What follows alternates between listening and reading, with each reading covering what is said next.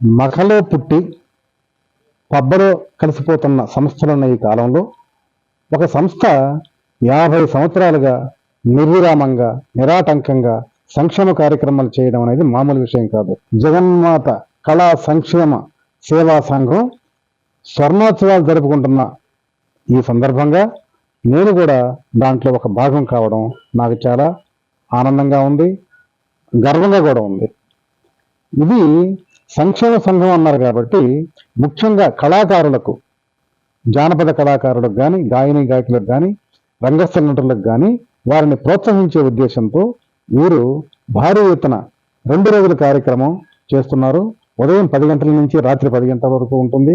ఇటువంటి కార్యక్రమాలు చేస్తున్న చిన్నారావు గారిని మనస్ఫూర్తిగా అభినందిస్తున్నాను.